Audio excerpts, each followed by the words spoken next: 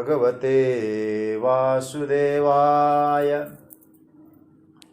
कृष्णाय वासुदेवाय हरये परमात्मने प्रणतः क्लेशनाशाय गोविन्दाय नमो नमः।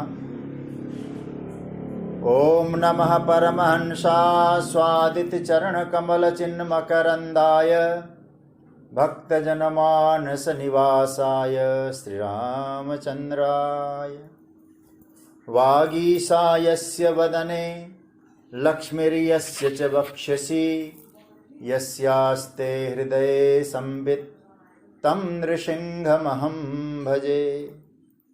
गुरुर्ब्रह्मा गुरुर्विष्णुर्गुरुर्देवो महेश्वरः गुरुस्साक्षात् परब्रह्म तस्मै श्री गुरवे नमः।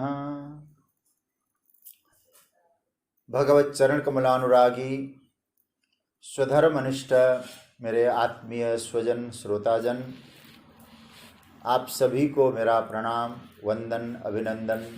राधे राधे। जय श्री कृष्ण, जय सिया राम।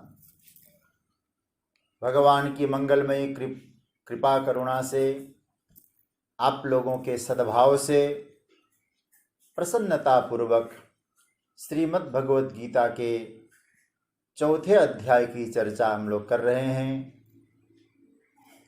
कल जिस श्लोक पर हम लोग चर्चा कर चुके थे पिछले 1-2 दिन से, आज मुझे उसका उपसंहार करके आगे बढ़ना है, उसको विराम देते हुए। लेकिन 2-3 बातें कहूँ पहले, उससे पूर्व इस श्लोक का पाठ जरूर करें। छठा श्लोक बड़ा महत्वपूर्ण श्लोक है, पुनः एक बार पाठ किया जाए।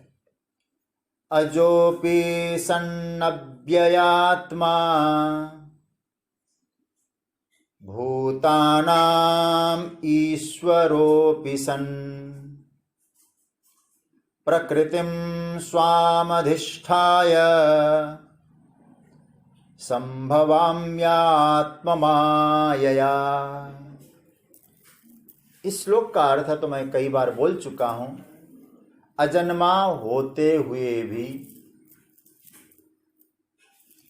अव्ययात्मा होते हुए भी, अव्ययात्मा का मतलब ज्ञान क्षीण नहीं होते हुए भी, और प्राणी मात्र का एकमात्र श्रेष्ठ स्वामी होते हुए भी, प्रकृति को अपने अधीन करके अपनी माया के द्वारा मैं आता हूं, प्रकट होता हूं। कल मैं चर्चा के अंत में जो बात मैंने कही थी, मैं उस बात से जोड़ते हुए आप सबको आगे ले जाऊंगा। मैंने आप लोगों से कहा था कि देखिए, हम भगवान के अंश हैं। अंश होने के कारण हम राजा भले ही न बन पाए, राजकुमार बन सकते हैं।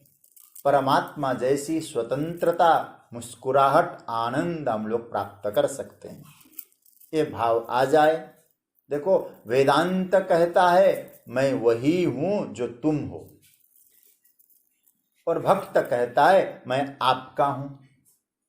क्योंकि आप होने में भक्त को आनंद नहीं आता है, आपका होने में भक्त को आनंद आता है। 2 मार्ग हमारे यहाँ है, एक साखी का मार्ग है और एक सखी का मार्ग है। साखी का मार्ग मतलब साक्षी का मार्ग है, ये वेदांत है, ज्ञान है। और सखी का मार्ग है, ये भक्ति है। परमात्मा हमारे साथ है। और दूसरा, अहम ब्रह्मास्मि, मैं ही परमात्मा हूं। इसलिए ब्रह्म शब्द का अर्थ व्यापक होता है। मेरे अलावा कुछ नहीं है, मैं ही मैं हूं। ये है ज्ञान का मार्ग। मैं नहीं हूं, मेरा परमात्मा है, ये प्रेम का मार्ग है। तो मैं भगवान का बन के रहूं, भगवान का पुत्र बन के रहूं, भगवान का राजकुमार बन के रहूं। मैंने कल चर्चा को यहाँ विराम दिया था और एक श्लोक का उदाहरण दिया था कि ममैवांशो जीवलोके। और भगवान दावे के साथ कह रहे 15वें अध्याय में, मम एव अंशः। इस सूत्र को समझना थोड़ा सा। मेरे ही तुम हो, इसका अर्थ क्या हुआ? हम भगवान से अतिरिक्त अथा भगवान से बिलग और किसी के हो नहीं सकते। परमात्मा ने इतनी बड़ी बात कही। यदि हम कहें कि फलाना जो स्थान है, फलाना बैंक इस जगह पे है, इस जगह में ही है, ऐसा कहेंगे तो क्या होगा? बोले और जगह नहीं है। लेकिन हम कहेंगे उस नाम वाला बैंक इस जगह में भी है, तो इसका मतलब इससे अतिरिक्त अन्यत्र भी है। लेकिन भगवान जब जीवात्मा को कह रहे तुम मेरे ही हो, इसका मतलब है हम दूसरे के कभी हो नहीं सकते। तो जब भगवान के ही हैं तो हम अविद्याग्रस्त होने के कारण हमारा जो नित्य परमात्मा है उसके सामने पर्दा लग गया है, एक पर्दा लग गया है। उस पर्दे के कारण हम परमात्मा की अनुभूति नहीं कर पा रहे हैं। हम उसके बन जाएं तो अपने आप पर्दा हट जाएगा। इसलिए किसी ने कहा है ना, मैं और मेरा यार एक ही बस्ती में रहते हैं, पर किस्मत की खूबी यह हद है कि दीदार को तरसते हैं। तो वो आत्म माया, क्योंकि परमात्मा के साथ आत्म माया है और जीवात्मा के साथ अविद्या माया है। माया क्या है? तो प्रकृति ही परमात्मा की माया है, और प्रकृति माया है। और मैं आपको एक छोटी सी बात कहूं, भगवान कहते आत्म माया, अपनी मर्जी से प्रकृति को बस में करके आता हूं। आत्म माया मतलब अपनी मर्जी से, मुझे आदेश देकर जाओ कहने वाला कोई नहीं है। हम कर्म बंधन से आते हैं, परमात्मा स्वेच्छा से अपनी मर्जी से आते हैं, प्रकृति को अधीन करके आते हैं। इसलिए प्रकृति की विस्तृत चर्चा श्रीमद् भगवत गीता के ही 9वें अध्याय में है। मैं वहां से 2 श्लोक आपके सामने रखूंगा। एक तो 9वें अध्याय का 7वां और 9वें अध्याय का 8वां, और बाद में आप लोग जब अवसर मिले तो मनन भी कर सकते हैं इन श्लोकों का। भगवान कहते सर्वभूतानि कौन्तेय प्रकृतिम यान्ति मामिकाम कल्पक्षय पुनस्तानि कल्पादो विसृजाम्यहम्। हे अर्जुन, हे कौन्तेय, सर्वभूतानि कौन्तेय प्रकृतिम यान्ति। ये जो प्रकृति है, माया है, संसार है, ये मेरा ही अनुसरण करती है, मेरे मार्ग पे चलती है। मैं जिधर जाता हूं मेरा अनुसरण करती है। और फिर भगवान कहते प्रकृतिम स्वाम अवष्टभ्य विसृजामि पुनः पुनः। 8वां श्लोक है कि प्रकृति को अधीन करके मैं फिर प्रकट होता हूं और प्रकट करता हूं। प्रकृति मेरे बस में है, अवसम प्रकृतेरवसात्। और आगे 14वें अध्याय के 3रे श्लोक में भी भगवान कहते मम योनिर्महद् ब्रह्म तस्मिन् गर्भम ददाम्यहम्। अब उसकी चर्चा वहां करूंगा। भगवान कहते मैं स्वामी हूं प्रकृति का, गर्भ धारण करता हूं मैं प्रकृति में, मैं उसका स्वामी हूं। तो इसका अर्थ है भगवान कहते हैं कि मैं तो अपनी आत्म माया से स्वेच्छा से प्रकट होता हूं, इसलिए मैं राम बन के आता हूं। तो भाई मुझे कुछ लोग समझ भी नहीं पाते। जिनकी गोदी में मैं खेला, मंथरा ने तो शुरुआत से मेरा लालन पालन किया, और बाद में वो मंथरा अयोध्या की प्रजा मुझे कहां समझ पाई। कृष्ण बन के आया, शिशुपाल कंस कहां समझ पाए। क्यों? बोले माया से मैं छिपा रहता हूं, माया का पर्दा मेरे ऊपर रहता है। तो इसलिए आत्म माया। और इस विषय में छोटी सी बात करके मैं चर्चा को आगे ले जाऊंगा। आत्म माया क्या है, इसको और गंभीरता से। माया शब्द का अर्थ कल भी मैंने कहा था, एक पर्दा है, एक घूंघट है।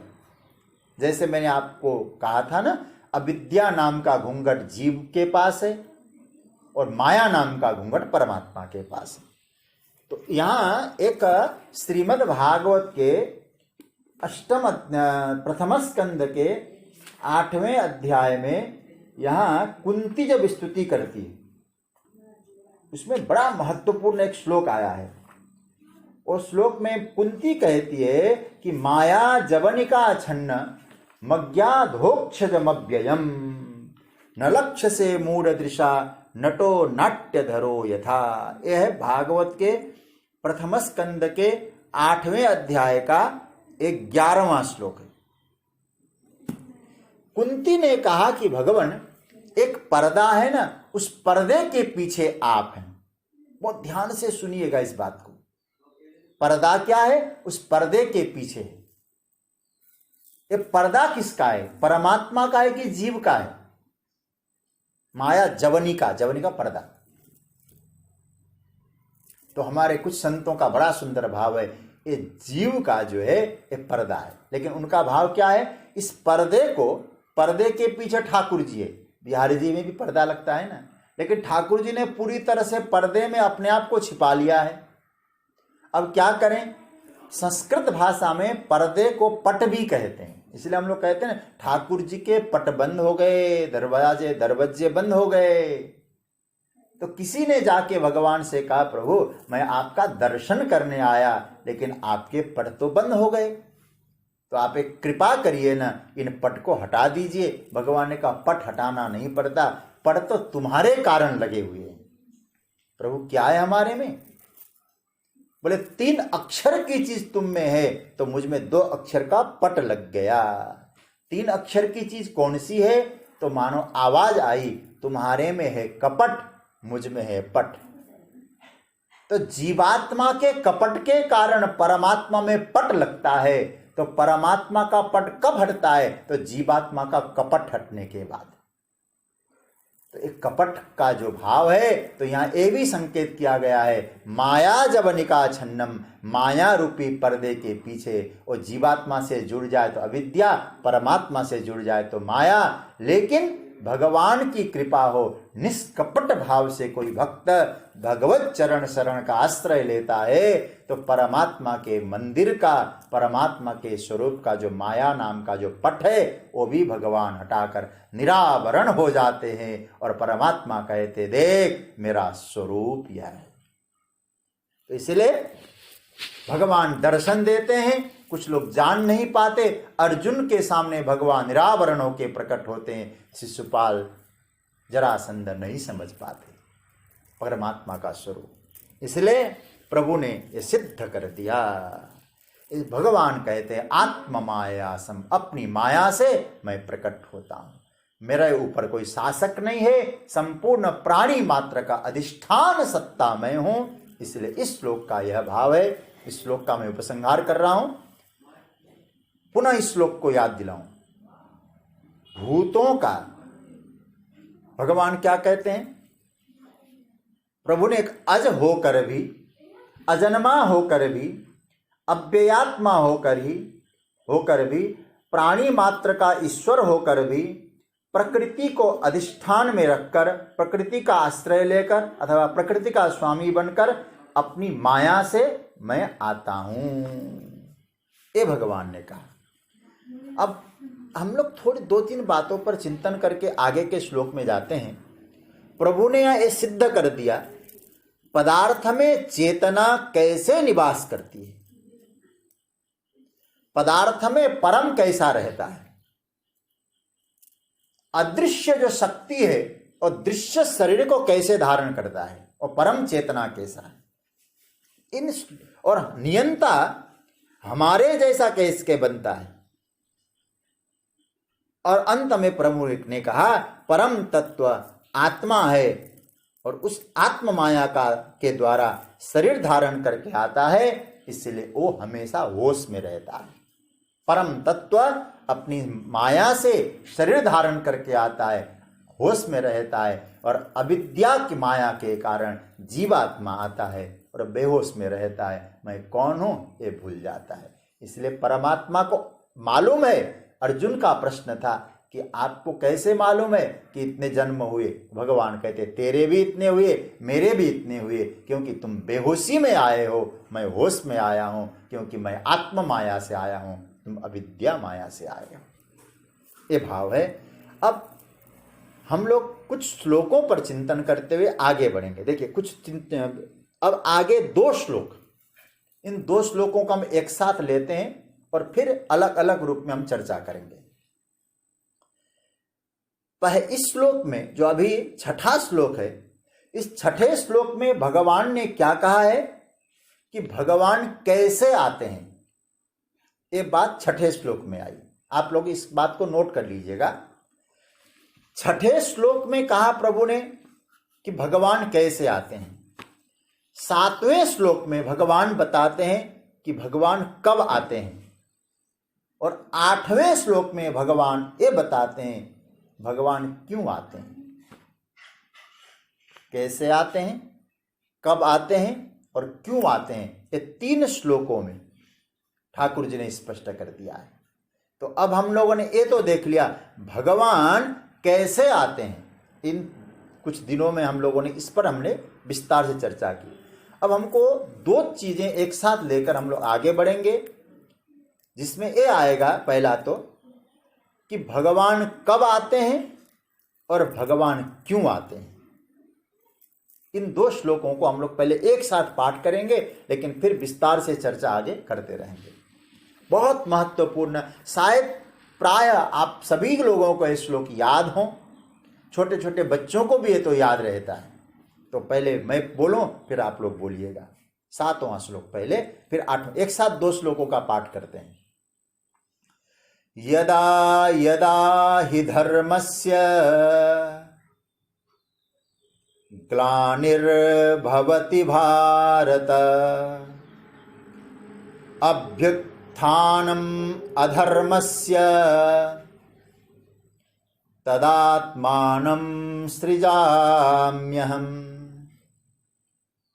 परित्राणाय साधूनां विनाशाय च दुष्कृताम् धर्म संस्थापनार्थाय संभवामि युगे युगे। अब इन श्लोकों का पहले आप लोग अर्थ देखें। भारत, हे भरत वंश में उत्पन्न हुए अर्जुन, यदा यदा ही धर्मस्य ग्लानिर्भवति, जब जब धर्म की ग्लानि होती है। ग्लानि किसको कहते हैं, इसकी चर्चा हम करेंगे। अधर्मस्य उत्थापन अभ्युत्थानम भवति, अधर्म का अभ्युत्थान होता है, अधर्म बढ़ता है। तदा ही अहम आत्मानं सृजामि, तब मैं अपने आप को प्रकट करता हूं, तब मैं आता हूं। क्यों आते हैं?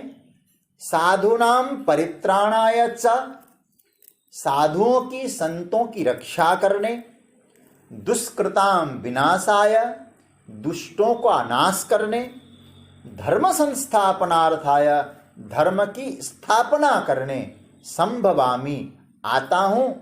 कब? युगे युगे संभवामि, युग युग में अवतार लेके आता हूं, युग युग में आता हूं।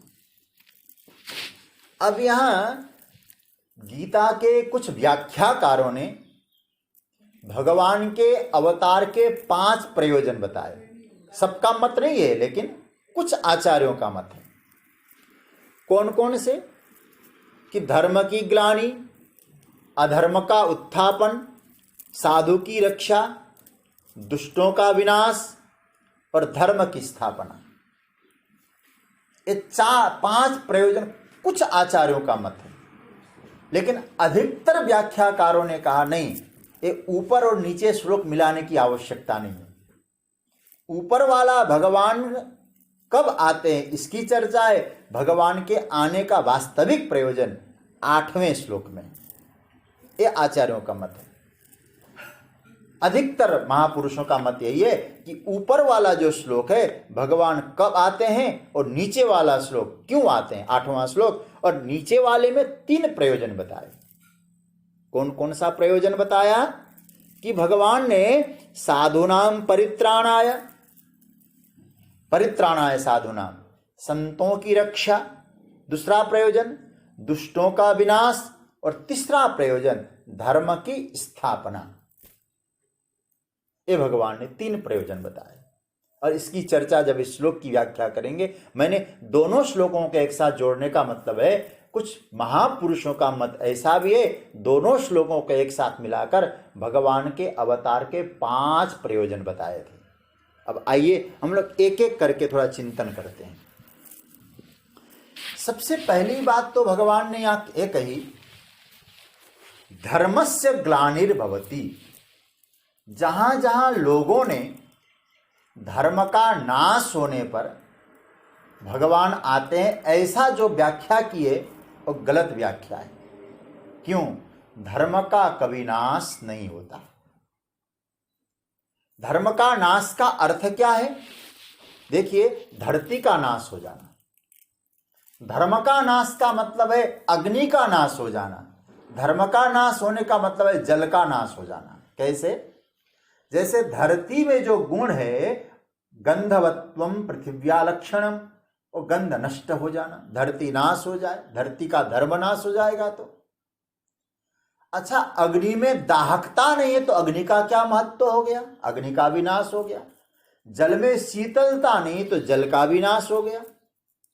तो यहां ग्लानि शब्द को समझने की आवश्यकता है। इसलिए संस्कृत पढ़ने के लिए कुछ व्याकरण का कुछ स्वरूप याद आ जाए तो बहुत आनंद आता है।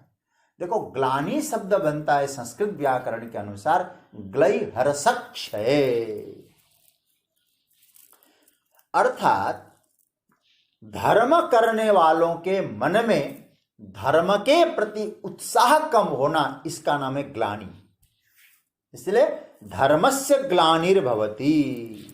धर्म करने वालों के मन में जब उत्साह की कमी हो जाएगी, अब उसकी मैं विस्तार चर्चा करूंगा। दूसरा, अधर्मस्य उत्थापनम। जो अधर्म करने वाले हैं वो धर्म में हावी होने लगे, ऐसे विचारधारा में हावी होने लगे, धार्मिक विचारों में अधार्मिक विचार हावी होने लगे, तब भगवान कहते मैं अपने आप को प्रकट करता हूं, अपने आप को प्रकट करके आता हूं।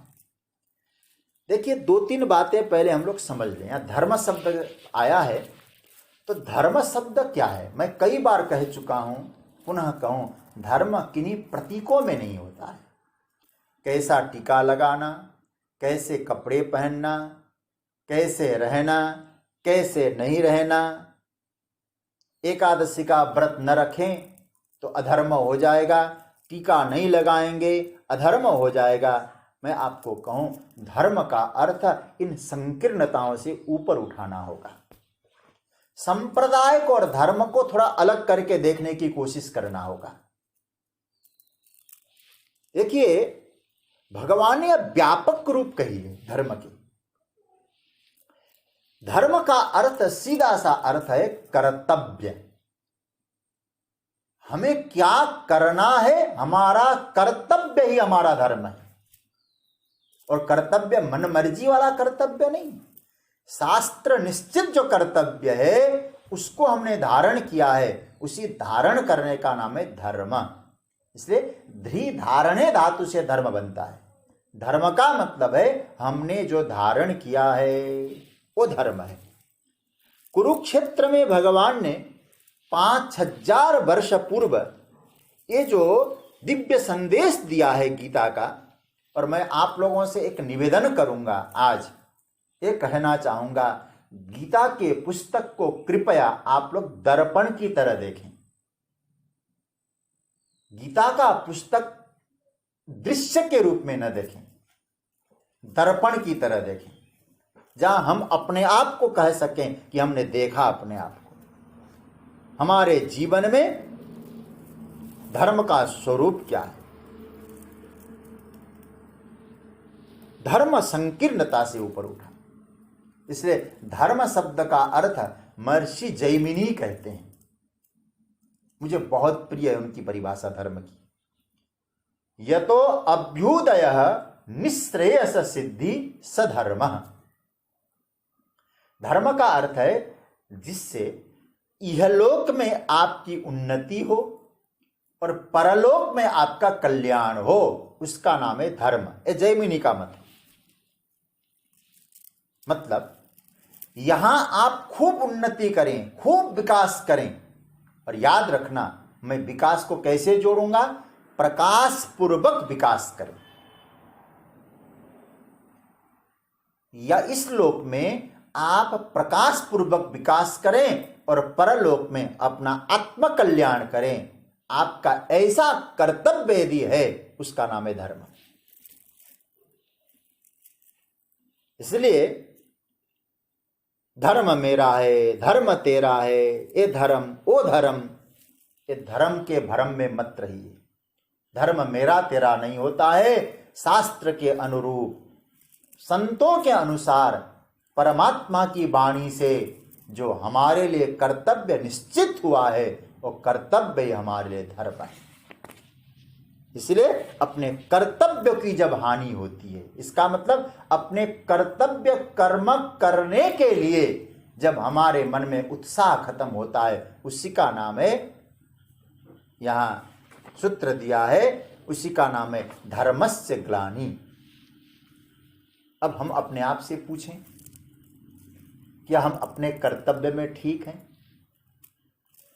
इस सूत्र के आधार पर हमें खोजना होगा। इसलिए मैंने कहा गीता के इन सूत्रों को देखते हुए दर्पण समझ लें। मैं इन श्लोकों के भीतर अपने चेहरे को देखूं, अपने आप को समझूं, क्या इस प्रकार के धर्म में हम सही हैं? हम अपनी मां होकर क्या मां का धर्म निभा रहे हैं? पिता होकर क्या पितृधर्म निभा रहे हैं? भाई होकर क्या भाई का धर्म निभा रहे हैं? कर्तव्य परायण हम कैसे कर रहे हैं? आज समाज में इसकी आवश्यकता है। मां का धर्म देखें, ध्रुवजी महाराज का अपमान होता है सुनीति के द्वारा। अब ध्रुवजी महाराज के मन में कुतूहलता आती है, मेरा अपमान हुआ, मैं राजकुमार हूं। वही ध्रुवजी मां के पास पहुंचते हैं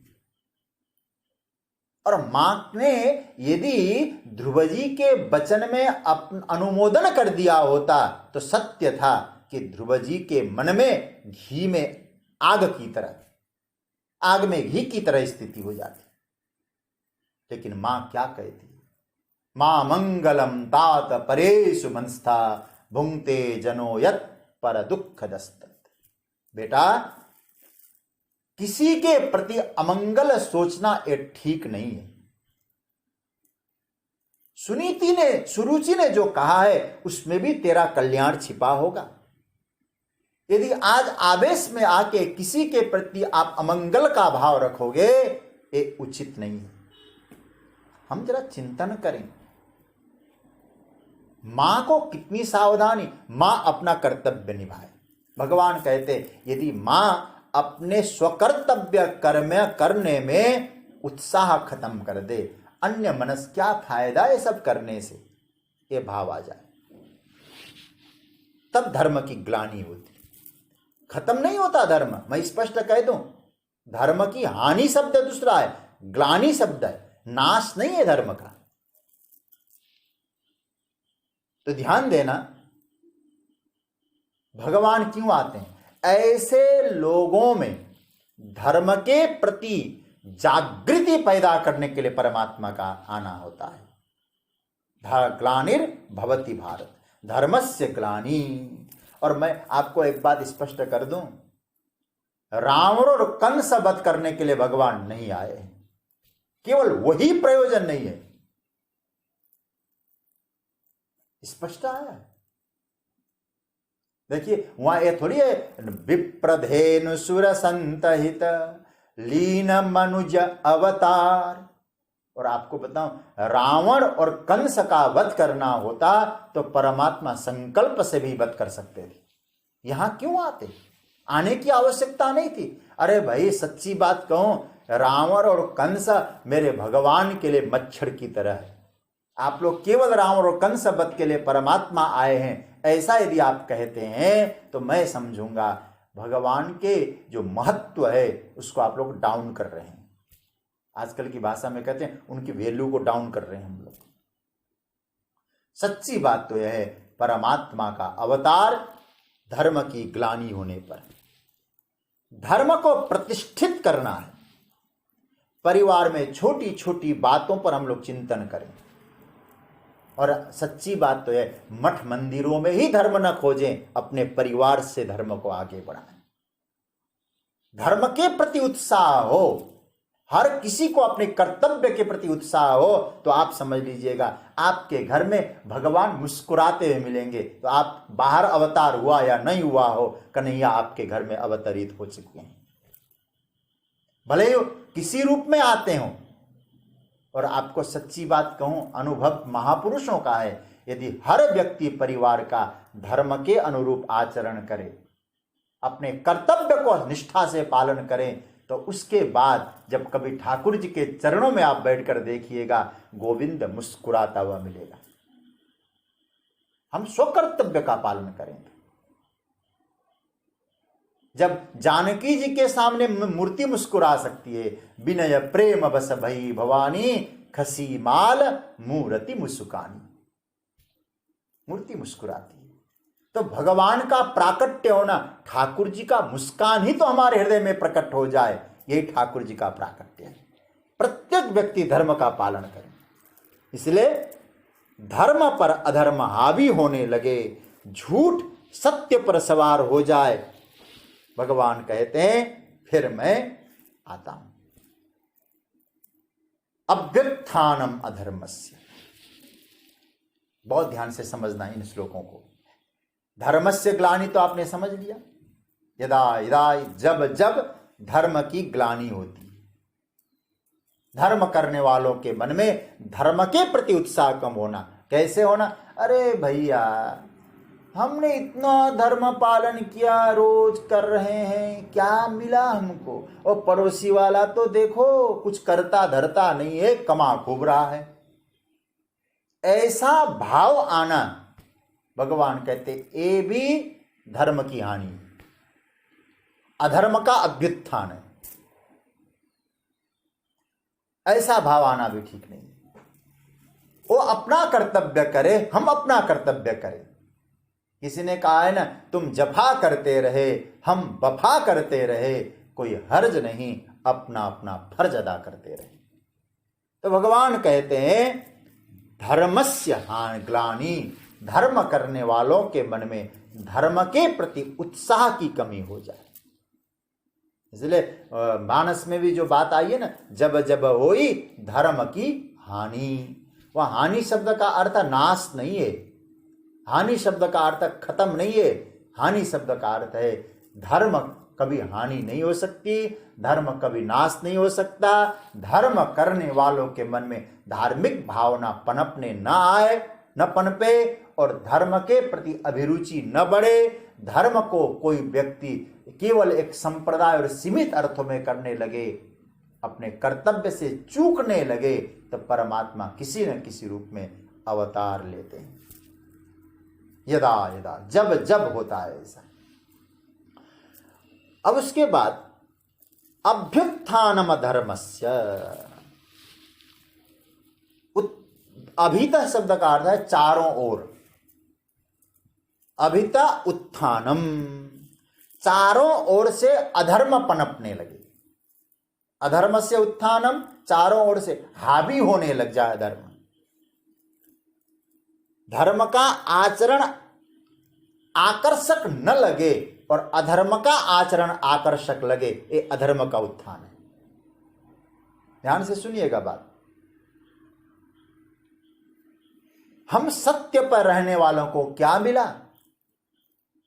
उसे मिला जो सत्य पे नहीं चलता। ये अधर्म का उत्थान है, ये धर्म की ग्लानि है। मैं 3 उदाहरणों से आपको समझाने की कोशिश करूंगा। आप यदि धर्म का आचरण नहीं कर रहे हैं तो ये मत समझना कि आप अधर्म कर, ये निश्चित है धर्म नहीं कर रहे हैं तो आप अधर्म ही कर रहे हैं। बात थोड़ा चिंतनीय बात आपको बता रहा हूं। एक सिक्का है, उसके 2 पहलू हैं। कोई सिक्का उछालता है, या तो उसमें चिट आएगा या पट आएगा, हेड टेल जो बोलते हैं। दोनों में से एक तो आएगा। तो इसका अर्थ क्या है? धर्म और अधर्म एक ही सिक्के के 2 पहलू है। धर्म सामने है तो अधर्म दब गया। अधर्म प्रकट है तो धर्म दब गया। यदि आप कहेंगे धर्म और अधर्म दोनों साथ चले, ये ठीक नहीं है, ये नहीं हो सकता। आप धर्म नहीं कर रहे हैं तो सीधी सी बात है आप अधर्म कर रहे हैं। मैंने सिक्के का पहला दृष्टांत दिया, धर्म नहीं कर रहे हैं तो आप अधर्म ही कर रहे हैं। दूसरा मैं उदाहरण दूं आपको, एक तराजू है, उस तराजू के दो पलड़े हैं, उसमें या तो धर्म रखा जाएगा या अधर्म रखा जाएगा। एक भरा है तो एक खाली होगा, इधर धर्म रखो इधर धर्म अधर्म रखो, एक साथ दो नहीं हो सकते। सीधी सी बात है, इधर धर्म का पलड़ा है और एक ऊपर एक नीचे होगा। यदि धर्म का पलड़ा नीचे है तो मैं आपसे कहूं तो आपके जीवन में अधर्म नहीं है। अधर्म का पलड़ा नीचे है तो आप समझिए आपके जीवन में धर्म नहीं। समान रूप से धर्म और अधर्म के पलड़े में समानता नहीं हो सकती। और तीसरा मैं दृष्टांत दे दूं, प्रकाश और अंधकार का। धर्म प्रकाश है, अधर्म अंधकार है। अब आप थोड़ा चिंतन करना, अंधेरे की कोई सत्ता नहीं है, प्रकाश न होना यही अंधकार है। जीवन में आप जो भी कर सकते हैं, मैं आपको कह दूं, धर्म के लिए ही कर सकते हैं। अधर्म को करने की आवश्यकता ही नहीं, अधर्म स्वतः आता है।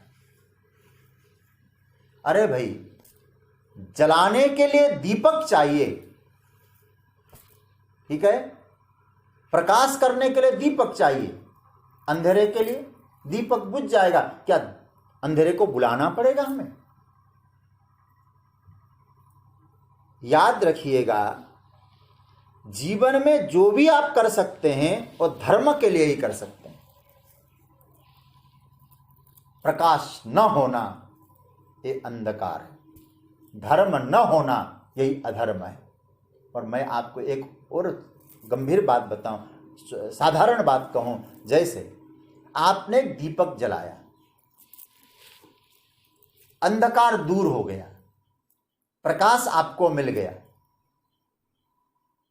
अब आप उस दीपक को कुछ भी मत करिए, देखना बंद करिए, उसमें तेल डालना, ऊपर की लौ को हटाना, ये सब बंद करिए, और दीपक कितने देर तक जलेगा, कितने दिन तक जलेगा? कुछ भी न करेंगे तो भी दीपक बुझेगा। इसका मतलब है धर्म क्या है? बोले एक बार आपने उसका आचरण कर दिया और फिर आपने उसका इतिश्री कर दिया तो याद रखना अपने आप धर्म मिट जाएगा, अंधकार आ जाएगा, अधर्म आ जाएगा। तब क्या होगा? भगवान कहते हैं तुम धर्म नहीं करोगे, दीपक का देखभाल नहीं करोगे, प्रकाश को नहीं रखोगे तो अधर्मस्य अभ्युत्थानम भवति, चारों ओर अंधेरा आ जाएगा। तो इसका मतलब है अभ्युत्थानम अधर्मस्य। तो धर्म की स्थापना, भगवान क्या कहते हैं पहला सूत्र में? भगवान ने एक कहा कि भैया धर्मस्य ग्लानि भवति, धर्म की ग्लानि, धर्म करने का उत्साह खत्म, धर्म नहीं कर रहे, दीपक जल रहा है, कुछ भी ना करें, ये ठीक नहीं है। दीपक की देखभाल करें, आप जो कर्तव्य कर्म निभा रहे हैं उसको ठीक से परिमार्जन करते रहें। क्यों? आप परिमार्जन नहीं करेंगे अपने धर्म को, कल अधर्म हावी हो जाएगा उसके ऊपर। हमारे यहां धर्म की यात्रा निरंतरता से। आप लोगों को बताऊं, आप लोग श्रीमद् भागवत की कथा सुनते रहते हैं और वहां श्रीमद् भागवत के महात्म्य में जब गोकर्ण जी महाराज उपदेश करते हैं, आप लोगों को याद बना रहे हैं ना, इसलिए मैं कभी कभी इन सोचता हूं कि श्लोकों की संख्या भी बता दूं। यहां गोकर्ण जी अपने आत्मदेव पिता को उपदेश करते हुए कहते हैं श्रीमद् भागवत के महात्म्य के चौथे अध्याय का, ये है 80 श्लोक, 80वां नंबर, 80 नंबर का श्लोक, उसका केवल पहला ही पंक्ति मैं आपसे कहूं, धर्मम भजस्व सततम। पकड़ लेना बात को, धर्मम भजस्व ऐसे श्लोक तो बहुत विस्तार से, मैं केवल उतनी पंक्ति ले रहा हूं। इसको गोकर्ण गीता भी कहते हैं। 2 श्लोक है, बड़े महत्वपूर्ण।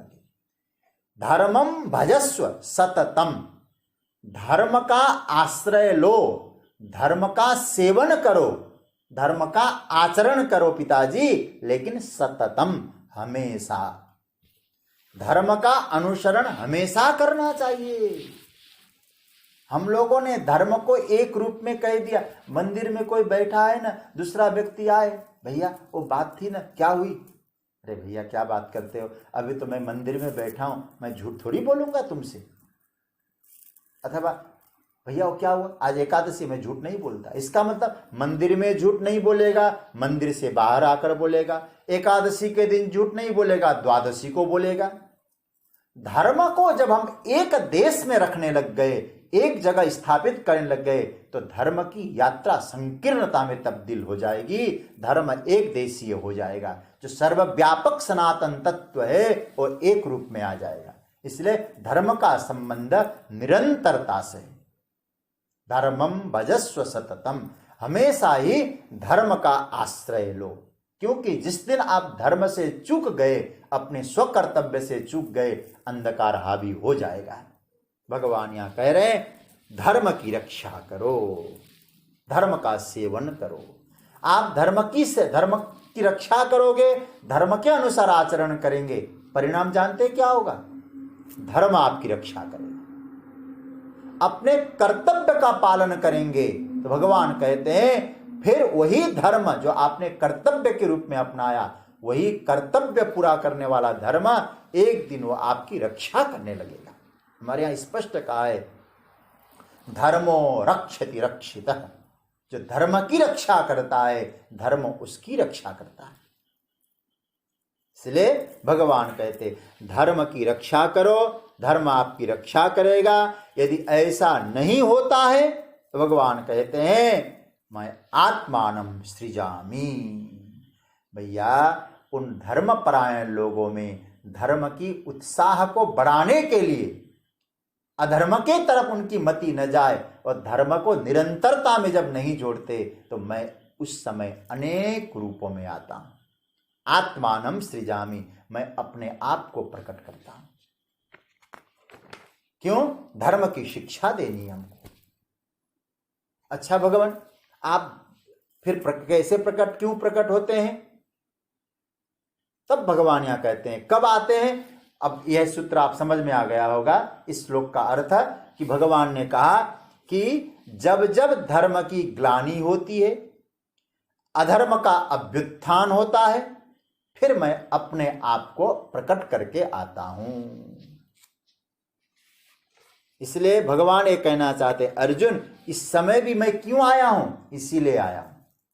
और ये धर्म युद्ध है, तुम्हारा अपना व्यक्तिगत युद्ध नहीं है, क्योंकि यहां धर्म की स्थापना होती है। इसलिए गीता का प्रारंभ ही होता है धर्म क्षेत्रे कुरुक्षेत्र।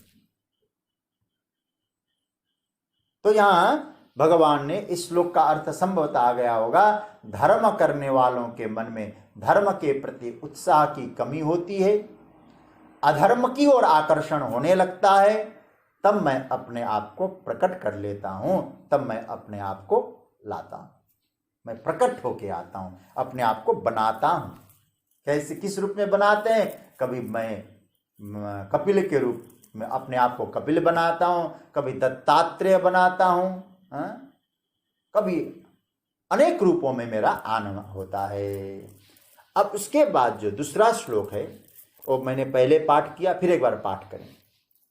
अब इसमें क्या आया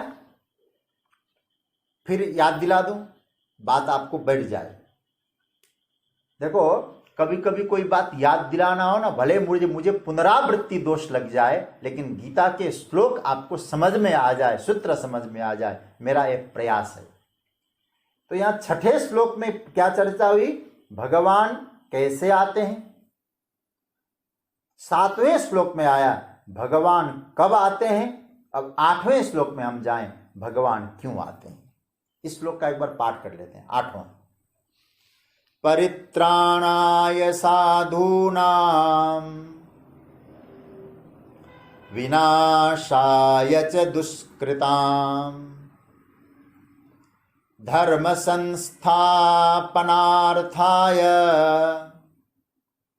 संभवामि युगे युगे। यहां दो तीन बातें समझना। साधुनाम परित्राणाय, सज्जनों की रक्षा करने के लिए, च मतलब और, दुष्कृताम विनाशाय, दुष्टों का नाश करने के लिए, धर्म संस्थापनार्थाय, धर्म की स्थापना करने के लिए, युगे युगे संभवामि, हर युग में, युग युग में अवतार मैं लेता हूं, मैं आता हूं, अपने आप को बनाता हूं। तो इसमें भगवान महापुरुषों ने कहा तीन उद्देश्य भगवान की। पहले कहते साधुनाम परित्राणाय, पहला उद्देश्य, दुष्कृताम विनाशाय और धर्म संस्थापनार्थाय, तीसरा उद्देश्य। और मैंने शायद कथा के प्रसंग में आपसे बात कही थी, और कोई नए लोग भी जुड़े होंगे, गीता के प्रसंग में ही शायद ये बात आई थी पहले, तीसरे अध्याय की चर्चा में। भगवान के अवतार के तीन उद्देश्य भगवान ने कैसे कैसे कब कब पूरे किए। कृष्ण के विषय में कहूं तो भगवान ने साधुनाम परित्राणाय, परित्राणाय साधुनाम जो उद्देश्य है भगवान ने पूरा किया, ब्रज में रहकर, गोकुल में रहकर, विनाशाय च दुष्कृताम, दुष्टों का दलन, ये मथुरा में और द्वारिका में भगवान ने पूरा किया। और तीसरा धर्म संस्थापनार्थाय, ये भगवान ने कुरुक्षेत्र में पूरा किया, धर्म की स्थापना की। तो पहला सूत्र आया साधुनाम परित्राणाय। देखिए, परित्राण शब्द के दो अर्थ हैं, इष्ट प्रापण, अनिष्ट निवारण। अपने इष्ट की प्राप्ति और अनिष्ट का निवारण, इसको भी परित्राण कहते हैं। लेकिन भगवान यहां कहते साधुओं की रक्षा के लिए, साधुओं को मैं प्राप्त हो जाऊं और साधुओं के जीवन में जो दुष्प्रवृत्ति है आई है ऊपर से, दुष्ट लोगों का हमला, उसको निवारण करूं। तो पहला सूत्र हमको यह समझना है, यहां भगवान ने एक शब्द का प्रयोग किया है, साधु। साधु शब्द बड़ा प्यारा शब्द है, इसलिए आया ना, साधु संत के तुम रखवारे, हनुमान चालीसा में भी साधु। हनुमान जी भी क्यों आते, बोले साधुओं की रक्षा करने के लिए आते, साधु संत के। और भगवान के साधु नाम परित्राणाय, साधुओं की रक्षा करने के। लेकिन साधु कौन है जिसकी रक्षा करने के लिए ठाकुर जी आते हैं? देखिए, साधु शब्द जब मैं बोल रहा हूं, पहले तो ये समझ लेना, साधु शब्द गुणवाचक शब्द है, वेशवाचक शब्द नहीं। पहले बात आपको स्पष्ट कर दूं, वेश देखकर साधु नहीं। हाँ, वेश का आदर है, बहुत आदर है, लेकिन साधु शब्द गुणवाचक शब्द है। हमारे पटना से परम पूज्य स्वामी जी महाराज भी इस कथा में बैठते हैं रोज, और रोज हमारे ऊपर कृपा करते हैं। और आपको आश्चर्य बताऊं, महाराज जी जो जो सुनते हैं और बाद में हमको बताते हैं कि आज ये चर्चा हुई, तो हमसे कहते हैं हम अच्छे विद्यार्थी हैं, पटना से स्वामी जी जुड़े हुए हैं। तो यहाँ मेरे बड़े आदरणीय हैं, और उस बात को इसलिए कहता हूं, मेरे लिए बहुत पूज्य है। लेकिन मैं यहां इस गीता के प्रसंग में कह रहा हूं कि साधु शब्द गुणवाच, हमारे पूज्य महाराष्ट्र में बहुत दिव्य गुण है। और जो सरल है, जो सज्जन है, वो साधु। साधुओं की बड़ी महिमा है। हमारे यहां जटायु को साधु कहा गया है। जटायु साधु है क्योंकि जो सज्जन है। मुझे एक बात स्मरण में आ रहा है, मेरे पूज्य गुरुदेव भगवान कहा करते थे, एक तरफ जटायु है और एक तरफ भीष्म पितामह है। भीष्म पितामह बड़े ज्ञानी है, विचारक है, विद्वान है, इच्छा मृत्यु का वरदान प्राप्त है।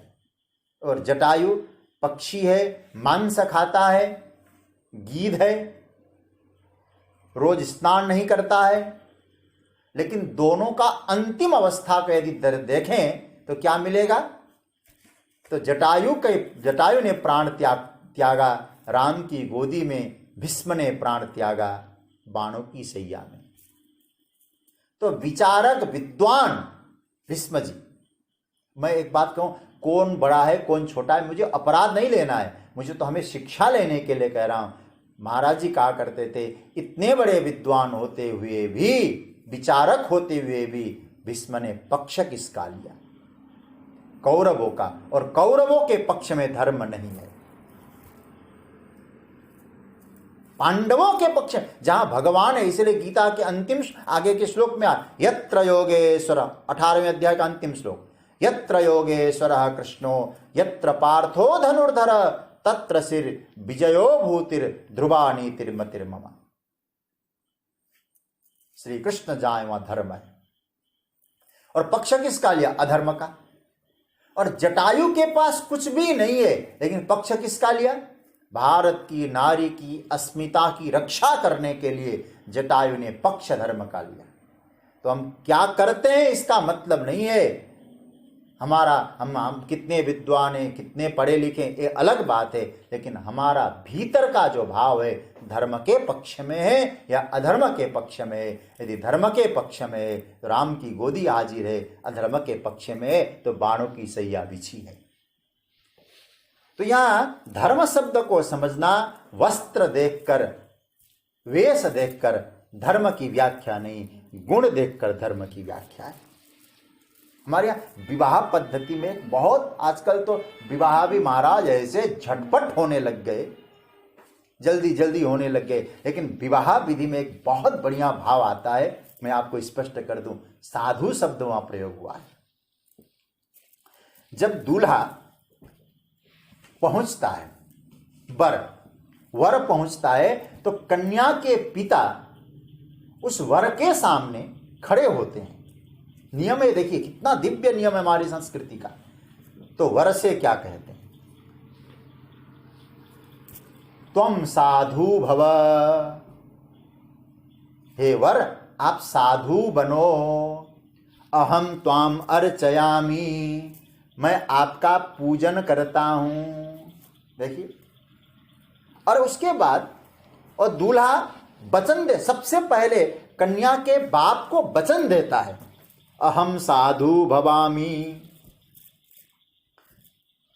त्वम माम अर्चय, मैं साधु बनता हूं, आप मेरा अर्चन करें, मेरा पूजन करें।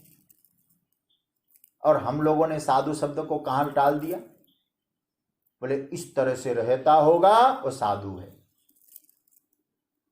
अरे अब साधुओं की तो विचित्र स्थिति है भाई। फॉरेन रिटर्न होते होंगे, इतने अनुयायी होते होंगे, बड़े बड़े आश्रमों के स्वामी होते होंगे, वो साधु है? देखो स्पष्ट कह दूं, साधु शब्द वेशवाचक शब्द नहीं है, गुणवाचक शब्द है। सद्गुण हो तो साधु है। और आप सरल बने, आप सज्जन बने तो आप साधु हैं। तो हमारे यहां कहा गया, यदि उस वक्त जब कन्या का पिता दूल्हे राजा से कहता तुम साधु बनो, और साधु बनने को राजी नहीं होता है, तो विवाह विधि में यह आता है कन्या के पिता का अधिकार है श्रृंगार करके आए हुए दूल्हे को भी ठुकरा दे। ये अधिकार दिया गया है। इसलिए साधु शब्द का अर्थ है आप सज्जन बनो। और साधु शब्द जब पाणिनि जी महाराज साधु शब्द का अर्थ करते हैं, व्याकरण के पाणिनि जी, साधनोति पर कार्याणि स साधु, जो दूसरे के कार्य को बनाता है वो साधु है। हमारे महापुरुषों ने कहा प्राणदानेन अपि पर कार्याणि सिद्ध्यति साधनोति स साधु, अपने प्राणों का बलिदान देकर भी जो दूसरे के कार्य को सिद्ध करे वो साधु है। और जब मैं साधु शब्द आपके सामने बोल रहा हूं तो मैं आपके सामने एक मंत्र दे रहा हूं। वो मंत्र है श्रीमद् भगवत गीता का ही 9वें अध्याय का 30 नंबर का और 31 नंबर का श्लोक। आज भी चिंतन करिएगा, आपको इतना आनंद आएगा। वहां साधु शब्द का प्रयोग ठाकुर जी ने किया है। साधु कौन है? भगवान की वाणी है। साधु है 31 नंबर का श्लोक।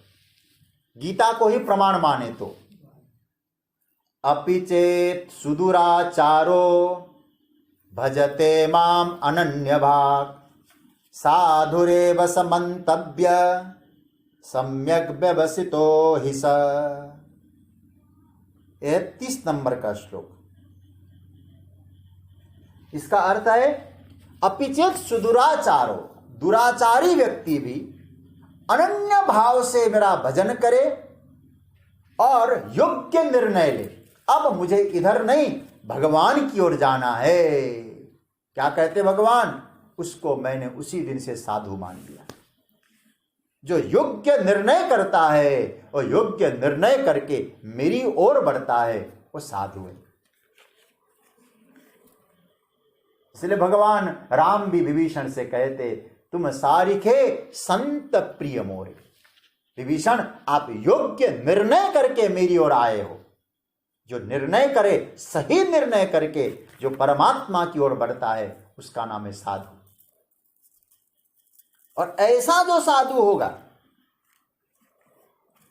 अब अतीत में कहते भगवान दुराचारी भले ही हो, अब सब कुछ छोड़कर भगवान की ओर आया तो भगवान स्पष्ट कहते उसको साधु मानता हूं। इसलिए उसके अतीत को मत देखो, अतीत को मत देखो, उसको वर्तमान को देखो, आगे को देखो। हमारे यहां जो साधु थे ना,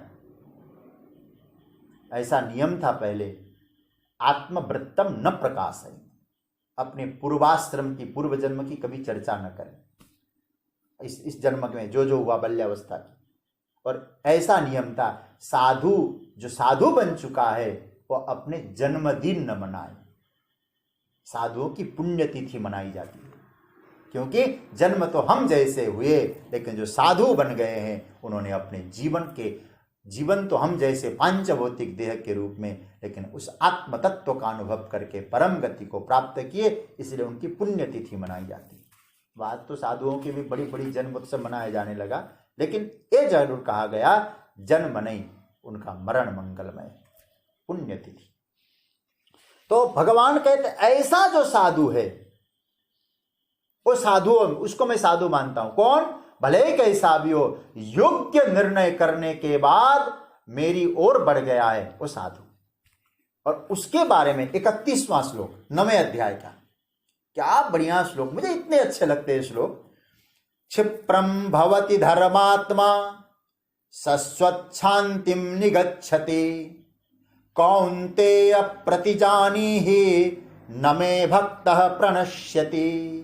भगवान कहते हैं क्षिप्रम भवति धर्मात्मा, और बहुत जल्दी धर्मात्मा हो गया, तुरंत उसको परम शांति की प्राप्ति हो गई। और कौन्तेय है अर्जुन, आज मैं तुम्हारे सामने प्रतिज्ञा करता हूं। कौन सी प्रतिज्ञा करते सरकार? समय भक्त नमे भक्त प्रणश्यति, मैं ऐसे भक्त का कभी नाश नहीं होने देता, कभी नाश नहीं होता ऐसे। क्यों? मेरी प्रतिज्ञा है, भक्तों का नाश मैंने भी नहीं होने दूंगा कभी। तो सज्जनों, कहने का मतलब है भगवान भक्त का नाश क्यों नहीं होने देते? क्योंकि जब ये अवस्था आएगी तो भगवान कहते उनकी रक्षा के लिए मैं आता हूं, क्योंकि साधु बन चुका है और मेरा अवतार साधु नाम परित्राणाय साधु नाम, क्योंकि ऐसे साधुओं की रक्षा मेरी जिम्मेवारी। तो साधु बने, साधु मतलब सज्जन बने। और सज्जन कौन से हैं जो साधु कहा जाए? देखो रामचरितमानस में सज्जनता की 3 परिभाषाएं हैं, साधु की 3 हालांकि और भी विस्तार से, लेकिन 3 परिभाषाएं। वो साधु है, वो सज्जन है। ऐसे लोगों की रक्षा के लिए भगवान आते हैं, तो भगवान हमारी भी रक्षा करें। यदि ये भाव आपके मन में है तो आपको पहला काम है साधु बनना पड़ेगा। परमात्मा की ओर बढ़ना पड़ेगा।